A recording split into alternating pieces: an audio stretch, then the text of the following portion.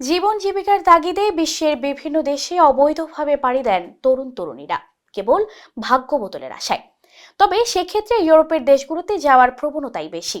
অবৈধভাবে ইউরোপে পাড়ি দিতে গিয়ে বেশিরভাগই বেছে নেন ভূমধ্যসাগরকে, যা পরিণত হয়েছে অভিবাসীদের গণকবরে। বিশ্বের সবচেয়ে বিপজ্জনক অভিবাসন রুটও এই ভূমধ্যসাগর। মানব পাচারের কুখ্যাত এই রুট পার হতেই 2014 সালের পর থেকে নিখোঁজ হয়েছেন 26,000-এর বেশি মানুষ। তবে মৃত্যুর পরিণতি জেনেও কেন এই পথ পাড়ি জমান তারা?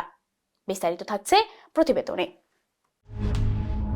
অবৈধভাবে ইউরোপে পাড়ি দেওয়ার অন্যতম রুট এই ভূমধ্যসাগর, যা পরিণত হয়েছে অভিবাসীদের গণকবরে। বিশ্বের সবচেয়ে বিপজ্জনক অভিবাসন রুট এই সেন্ট্রাল ভূমধ্যসাগর। এই সাগর পাড়ি দিতে গিয়ে 2014 সালের পর থেকে নিহত বা নিখোঁজ হয়েছেন 26,000-এরও বেশি মানুষ। আন্তর্জাতিক অভিবাসন সংস্থার 2024 সালের রিপোর্ট বলছে, চলতি বছরের প্রথম 4 মাসে ভূমধ্যসাগর পাড়ি দিয়ে যত মানুষ ইউরোপে ঢুকেছে তাদের মধ্যে 21% বাংলাদেশি। ইউরোপীয় বর্ডার অ্যান্ড কোস্টগার্ড এজেন্সির তথ্যানুযায়ী 2023 সালে 13,417 জন বাংলাদেশি বিভিন্ন পথে অবৈধ উপায়ে ইউরোপে প্রবেশ করেছে। এই বছর এখন পর্যন্ত সমুদ্রপথে ইউরোপে পাড়ি দেওয়া অভিবাসন প্রত্যাশীদের মধ্যে তৃতীয় স্থানে রয়েছে বাংলাদেশিরা। অনেক অভিবাসন প্রত্যাশী যুদ্ধ বা সংঘর্ষ এড়াতে দেশ ছাড়েন, তবে বাংলাদেশ গত 10 বছরে সে অর্থে কোনো সশস্ত্র সংঘাতের মুখোমুখি হয়নি। তাহলে কেন দেশ ছাড়ছেন বাংলাদেশিরা, কিসের আশায়?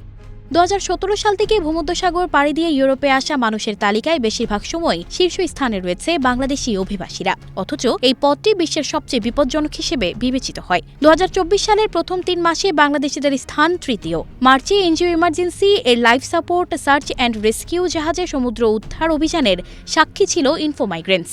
জানা গেছে, সেখানে উদ্ধার হওয়া 71 অভিবাসীর মধ্যে 60 জনই বাংলাদেশি। ইনফো মাইগ্রেন্টসের দেয়া সাক্ষাৎকারে বেশিরভাগ তরুণ অভিবাসী প্রত্যাশী বলেন, তারা কাজের খোঁজে ইউরোপ পৌঁছাতে সমুদ্রপথ পাড়ি দিতেই লিবিয়াতে এসেছে। তারা বলেন, লিবিয়ায় মানব পাচারকারীদের সঙ্গে তারা যোগাযোগ করেন, তারপর দুবাই এবং মিশরের মতো দেশে বিরতি নিয়ে গন্তব্যে রওনা দেন। মানব পাচারের একটি কুখ্যাত রুট হল ভূমধ্যসাগর। মূলত ইউরোপের বিভিন্ন দেশে পৌঁছাতে এই পথে পা বাড়ান অসংখ্য ভাগ্যান্বেষী। 2021 সালে লিবিয়া থেকে ভূমধ্যসাগর পাড়ি দিয়ে ইতালি যাওয়ার পথে সাগরে ডুবে প্রাণ হারিয়েছেন অন্তত 40 বাংলাদেশি। এরপরেও ভূমধ্যসাগর পাড়ি দিতে গিয়ে 8 বাংলাদেশির সলিল সমাধি হয়েছে।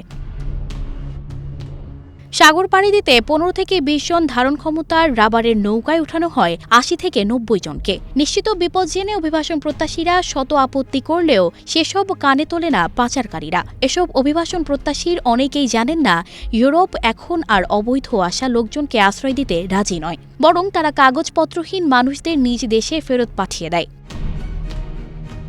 প্রতি বছর দেশে শ্রমবাজারে প্রায় 20 লাখ তরুণ প্রবেশ করে। সবার চাকরি নিশ্চিত করা সম্ভব হয়ে ওঠে না।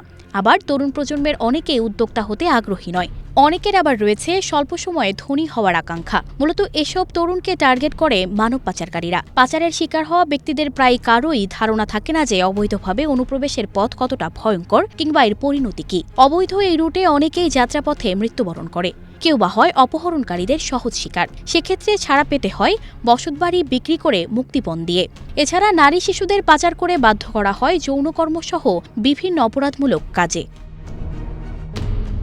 সানজিদা রহমান, প্রবাস খবর।